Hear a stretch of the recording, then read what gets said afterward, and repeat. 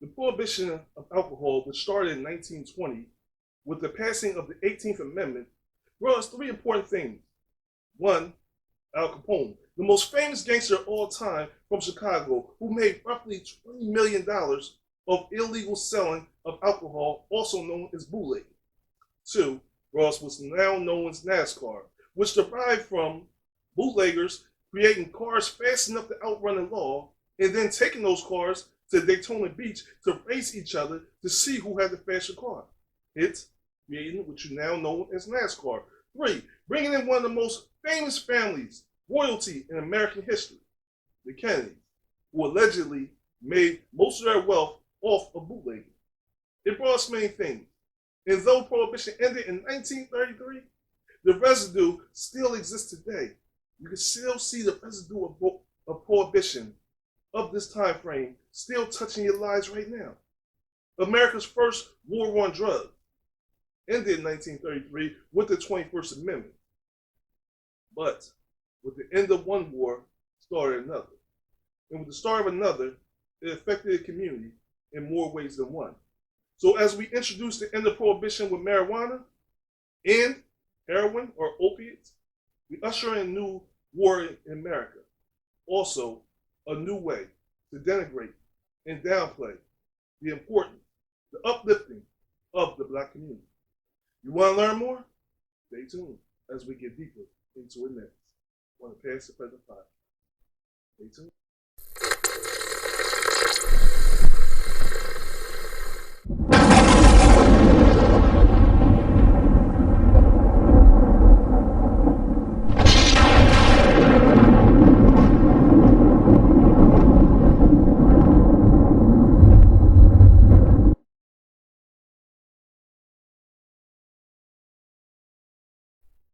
Welcome back to Past the Present podcast. I'm your host, Alan the Great. Thank you for joining me as we talk about something that's important, something that happened in history that still resonates today and affects your life in ways that you never realized it would.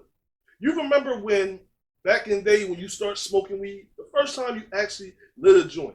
For all y'all that don't know what a joint is because you're too old, or a Philly blunt, that was that little white top paper that used to be supposed to be rolled tobacco in, or those cigars that were supposed to be smoked, which was Philly cigars, which people then empty the contents of the Philly cigar to put that said weed into it and then smoke it, which was derived from the word blunt.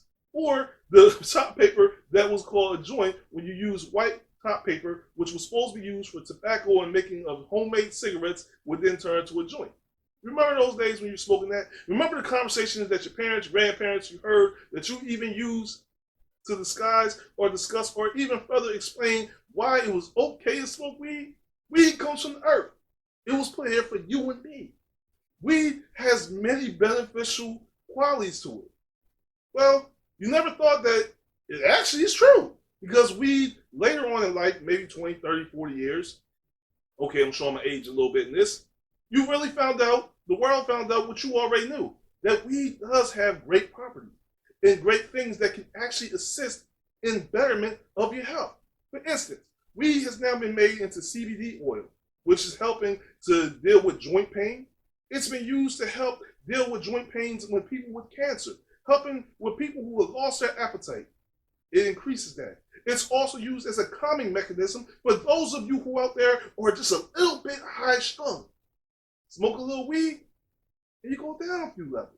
But then we already knew all this, right, people? Y'all out there who smoke weed know this. Now, me personally, I never tried or even joined into smoking weed. Never smoked weed in my life. But that was a personal choice. I'm a square. The point is, weed has become a new revolution. Though weed was part of a prohibition, an unlawed, unmasked prohibition, and it was illegal in this country, it has now become legal. So the prohibition, like alcohol, has been lifted on weed. Weed is now legally served in up to 33 states where it's legally safe to purchase and smoke weed. Oh no, you can't go to the street corner. I'm sorry, people. You still can't go to the street corner and call your weed man and have them drop it off. It don't work that way. Now they have dispensaries, a fancy word for a weed store, where you actually have to have a special ID. Like when you go to BJ's and Costco, you got the special card. You go out and you can buy things by bulk. Who would ever thought? You can do the same with weed. Now, if you have a weed ID or a license to purchase weed, you can go in and buy weed legally, sit in your house and smoke it. Best thing about it, the cops can't mess with you. Because you got what we always known in Monopoly, a get out free card. And you don't have to lie and say you have glaucoma. You can say that you got joint pains or you suffer from migraines and get a card. The point is, now that weed is legalized, it has become even a bigger business. Business has boomed. But what we already know on the streets that weed has caused many people to make a lot of money. Now in the corporate business, it has ballooned to $1 billion corporation.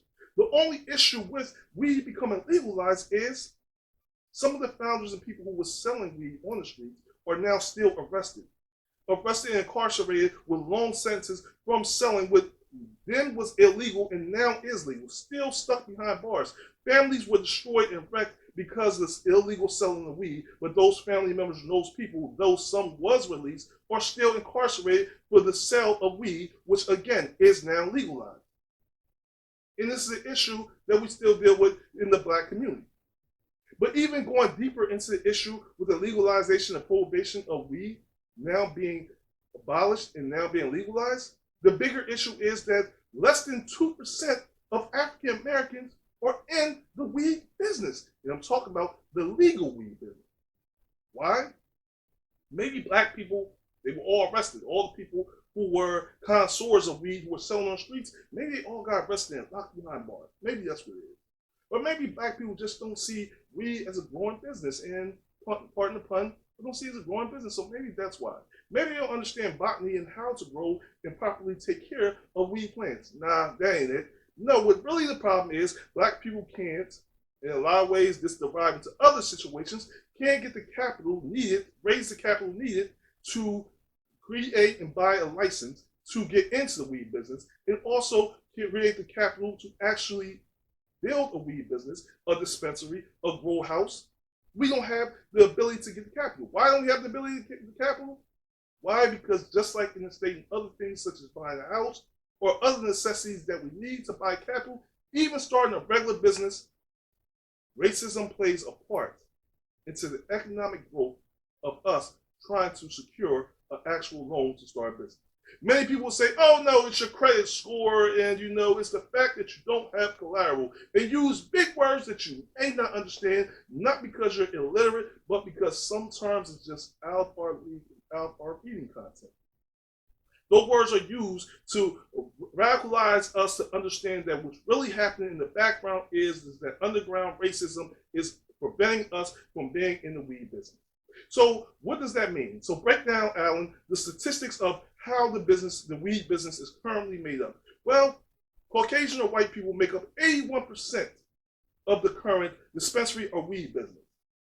13% of it is made up of Hispanic or Latino background heritage. African American make up between 1.8 and 1.7% of the ownership of weed. And maybe that 1.7% is Jay-Z and his hologram, or his monogram, I can't get the word out right. You know what I'm trying to say. Monogram form of weed that came out. Maybe that's what it is. Jay-Z makes up the 1% that we're talking about. The point is, 1% of us own dispensaries and have ownership in the weed business. The reason, again, being is we can't capitalize and get the economic growth needed to secure the finances we need to actually get us in the weed business. The issue that has derived and hammered and killed black people for years still exists. So though the prohibition of weed and what we always said, and analysis that we said that was illegal, the reason we said weed should be legal, considering the fact that A, it does help with joint pains, does help with hunger issues, does help with y'all that need to relax. You gotta relax. But some of y'all gotta relax. It does help with that, and we haven't told you this for years. It's only now that America has caught on and politicians have caught on what we always said, that weed comes from the earth. And when properly taken care of, can be a healthy source. And not just for the human body, for the human wallet. But it makes me think deeper. Deeper in prohibition, and more importantly, America's new war on drugs. Because what they did in America said, you know what? We didn't lose the war on drugs. What we did was We came up with a compromise. We figured out a way where we can legalize it because, like alcohol, or unlike alcohol, weed's actually not that bad. Where alcohol led to many DUIs and deaths, weed tend to not have that same effect. So, kind of understand why at one point you did, ban alcohol, even though it was pointless because, there wasn't too many good things that came out of it. Yeah, we did get the Kennedys out of it, as I previously said. Who's America's favorite family? Yes, we did get NASCAR, which a lot of people loved and enjoyed watching a NASCAR race. Shout out to my main man, Jeff Gordon, one of my favorite race drivers, Dale Earnhardt Jr. We love him. But we also got Al Capone, one of the greatest gangsters of all time, who made roughly $20 million, but was never legally arrested for bootlegging. Truthfully, he was arrested for tax evasion, but I digress. The point of this situation in this conversation is pointed out is weed doesn't have the same effect. But you know what does have that effect that has also been legalized? Opiates. Because what's worse than alcohol and alcohol-related deaths, and what you assume that weed causes in the issues? Opiates. Opiates, which is another plant that comes from the earth and was born for you and I. Not quite. Though opiate, like weed, has several effects of helping with several pain or dulling certain pains in your life, also in your body, it also dulls certain pains in your head and thoughts. It's also highly addictive. Unlike natural weed that's not mixed with other things that cause you and chemicals that make you addicted, actual opiates make you highly addicted. Addicted to a point that you need it. You have to have it. Your body and your bones start to ache without it. Essentially, causing the very point of why you're taking it to happen. And if you don't understand what I'm saying in reverse, so let me explain deeper. So if you're taking opiates, which is now Percocets, oxycodone, and you figure out whatever else, if you get hooked on these things, which are supposedly allegedly made to prevent pains in your body, once you get hooked on them, it becomes a point where you actually need them to prevent the very pains that thrive in your body that are now started from your body needing and dependent on these very opiates. Now, the interesting thing and where this ties back into prohibition of alcohol and weed, you may be wondering, how does all this tie back into prohibition and the war on drugs? Well, bear with me, people, and allow me to explain. Opiates are now legal. Now, I'm not saying actual heroin, which you sold on the street, you buy in a bag and you sniff or shoot up is legal, but heroin has now been put in a pill form and now sold at your local Rite Aid, CVS, or a pharmacy. You can a doctor which isn't legally a drug dealer, can now actually write a prescription to give you these very opiates that we fought so long against and fought against people such as Pablo Escobar and so many other Colombians, or the Godmother. We fought against this war against Colombians, and Mexican cartels were bringing these drugs in only to then legalize it. And how did we legalize it? Put it in the pill form as an alternate form of pain relief from what was then called, what was it called again? Hold on, it's going to come back to me, people. Hold on. Morphine. Morphine, which was another drug that wasn't good for you. It was highly addictive. But that's way before your time, people. And we're not going to go there. Go listen to the drug addiction episode that I did years ago, where I got in trouble for doing, if you want to hear more about morphine. The point is, opiates are now created in a highly addictive drug. The more interesting thing about opiate in this new war on drugs is opiates are legally written to you and are so easily accessible. Meaning you can go to the doctors, my neck hurts, my elbow hurts, my tooth hurts. And so quickly, they're not trying to give you a Tylenol or a high power 800 milligram of ibuprofen. They're quick to throw you a few oxycodines or Percocets. We're now then getting legally from this pharmacy and took it to the street and now sold. Sold for even a higher price than you paid. So maybe your insurance paid the bulk of it and you may pay, let's say, you got Medicaid, nothing. But let's say you got a pretty good insurance, you probably $10 a bottle. And off that $10 bottle, you may make $1,200. It becomes big business in the streets and causing the opiate epidemic to get worse.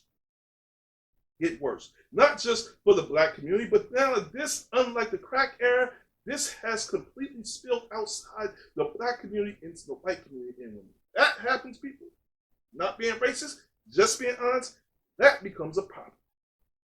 Hence the new American war on drugs.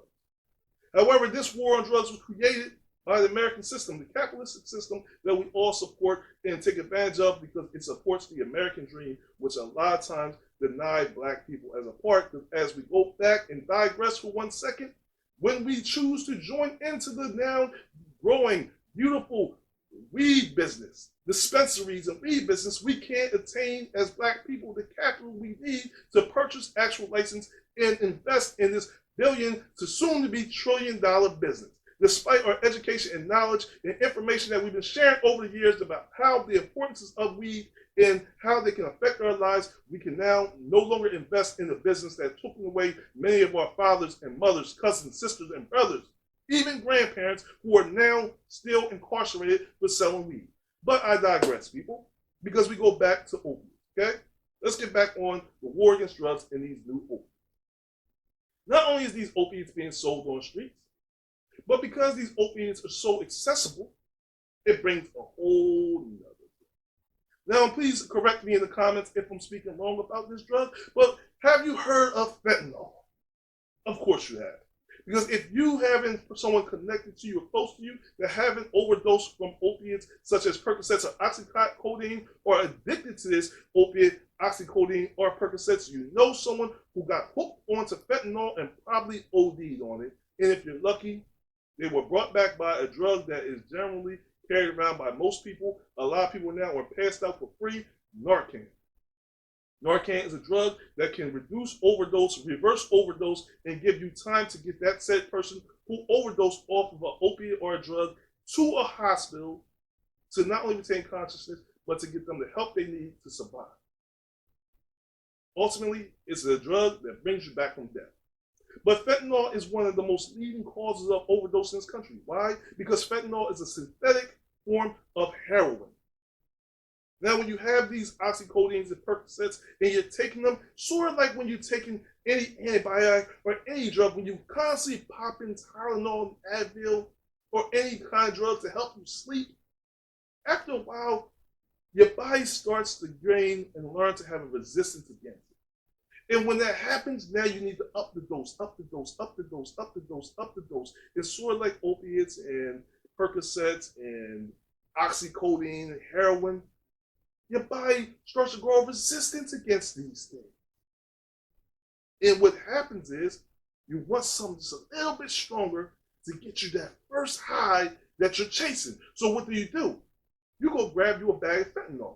And sometimes you go buy a bag of fentanyl, or not you in particular, your loved ones who deal with drug addiction, go buy a bag of fentanyl, not even realizing that it actually is fentanyl, thinking they're just buying some regular heroin. Next thing you know, they're sitting there ODing in the streets, and hopefully, if they're lucky, there's someone standing out there with Narcan to actually bring them back to life and to call the ambulance to get them the help they need.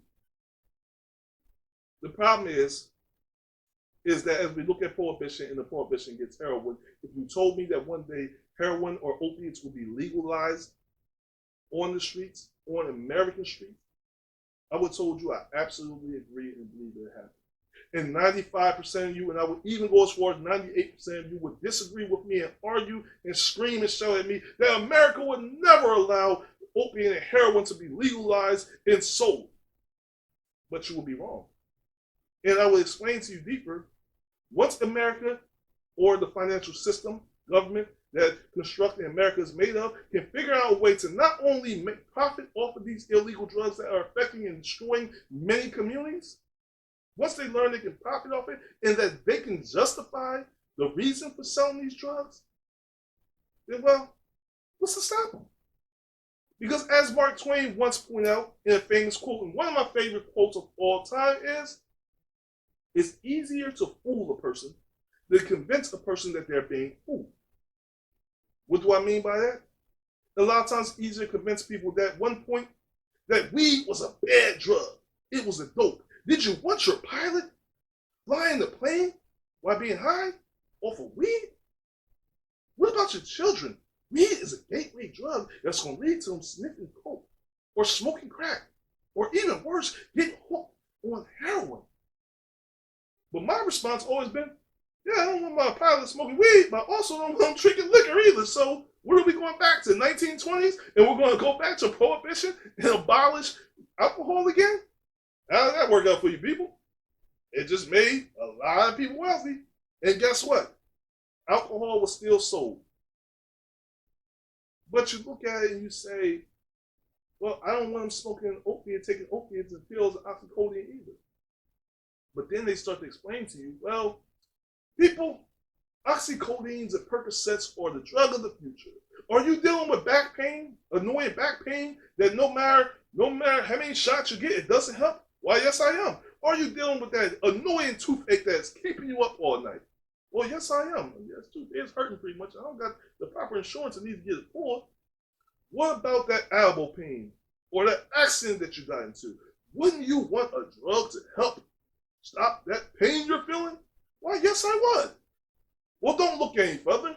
We have the magic drugs to take away all your pain, help you sleep good, and numb everything you're feeling, not just the physical pain that you're feeling, but also the mental pain that you chose to ignore that nags in your mind.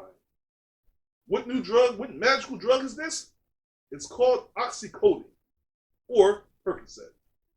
And the best part about it is, all you have to go do is reach out to your local doctor, your family physician.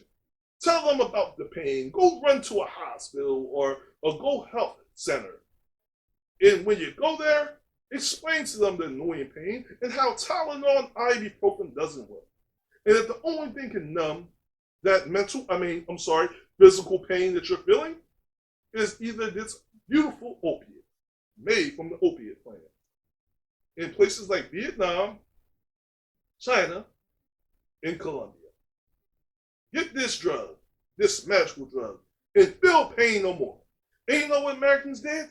You rushed to the pharmacy to get this drug, not realizing that it hooked your family, not realizing that it only reamid the crack epidemic where your children became non-existent, that the world became non-existent, that you lost weight, lost who you are. But what it did was it not only numbed the physical pain, but the mental pain. And created the new war on drugs that was once again created by the American system and greed in a way to create capitalism in the system and create wealth for those who are out there who are not affected. And the only way this magical drug became an issue is when it started to spill and started to run into communities that it was never supposed to affect. Because those who were selling the drug thought, my daughter will never use this drug.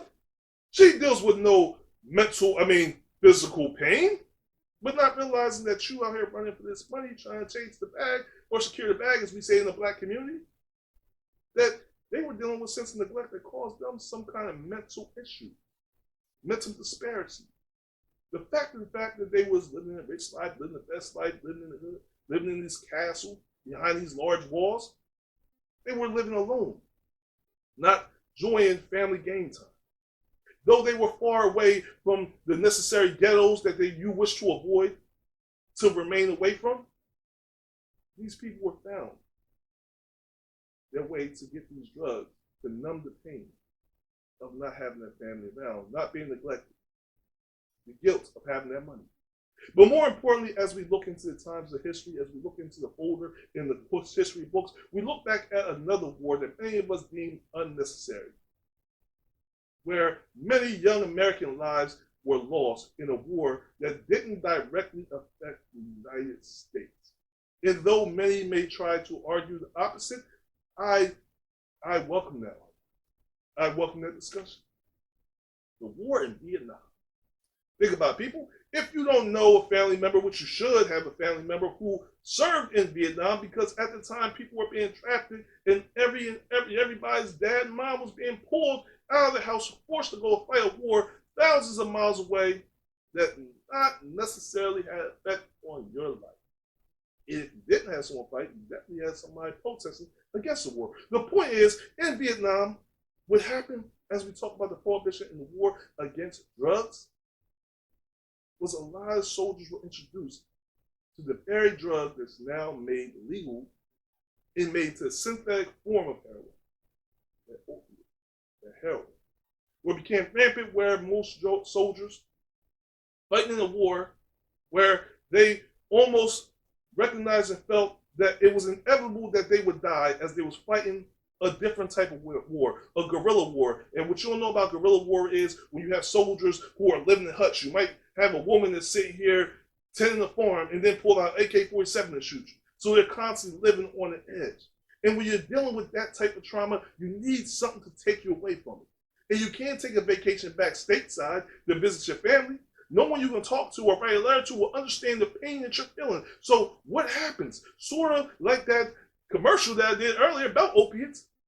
There's this drug as they go to, these soldiers go to the local one, pardon my French for the Virgin Ear people. They go to a whorehouse and they're introduced to this drug that makes you feel good. Forget that you're at a country, in a country fighting a war that doesn't affect the country that you're from. Forget that as a black person, you're fighting a war for freedom at a country where you won't receive freedom in your country. You're fighting a war that you feel it's inevitable that you will die in.